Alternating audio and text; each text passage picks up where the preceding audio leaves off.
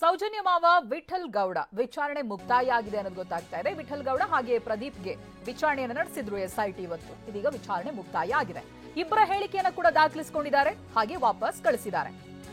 5 ದಿನ ಎಸ್ಐಟಿ ವಿಚಾರಣೆಯನ್ನ ವಿಠಲ್ ಗೌಡ ಎದುರಿಸಿದ್ದಾರೆ. 4 ದಿನ ಪ್ರದೀಪ್ ಗೌಡ ಎಸ್ಐಟಿ ವಿಚಾರಣೆಯನ್ನ ಎದುರಿಸಿರ್ತಾರೆ. ಹಾಗೆ ನೋಟಿಸ್ ಕೊಟ್ಟಾಗ ವಿಚಾರಣೆಗೆ ಹಾಜರಾಗಬೇಕು ಅನ್ನೋದಾಗಿ ಸೂಚನೆಯನ್ನ ಕೂಡ ಕೊಟ್ಟಿದ್ದಾರೆ.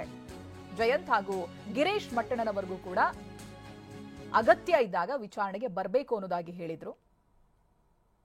ಈಗ ಪ್ರದೀಪ್ ಗೌಡ ವಿಠಲ್ ಗೌಡ ಅವರನ್ನು ಕೂಡ 5 ದಿನ ಮತ್ತೆ 4 ದಿನ, ವಿಠಲ್ ಗೌಡ ಅವರಿಗೆ ಒಟ್ಟು 5 ದಿನ ಎಸ್ಐಟಿ ವಿಚಾರಣೆಯನ್ನ ನಡೆಸಿತ್ತು.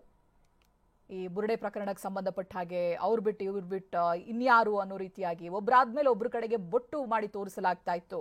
ಅದು ಕೊನೆಗೆ ಬಂದು ನಿಂತಿರೋದು ಸೌಜನ್ಯ ಮಾವ ವಿಠಲ್ ಗೌಡ ಅವರ ಹೆಸರಿನಲ್ಲಿ. ಇದೀಗ ಅವರನ್ನು ಕೂಡ ವಿಚಾರಣೆಗೆ ಒಳಪಡಿಸಿದ್ದಾಯ್ತು. ಸುಮಾರು 5 ದಿನಗಳ ವಿಚಾರಣೆ ನಡೆಸಿ ಇದೀಗ ಮುಕ್ತಾಯಗೊಳಿಸಿದ್ದಾರೆ. ಅದರ ಜೊತೆಗೆ ಪ್ರದೀಪ್ ವಿಚಾರಣೆಯನ್ನ ಕೂಡ ಎಸ್ಐಟಿ ನಡೆಸಿದ್ದಾರೆ. ಇಬ್ಬರ ಹೇಳಿಕೆಯನ್ನ ಕೂಡ ದಾಖಲಿಸಿಕೊಂಡು ಬಿಟ್ಟು ಕಳಿಸಿದ್ದಾರೆ ಎಸ್ಐಟಿ 5 ದಿನ ವಿಚಾರಣೆ ಮುಗಿದ ನಂತರದಲ್ಲಿ.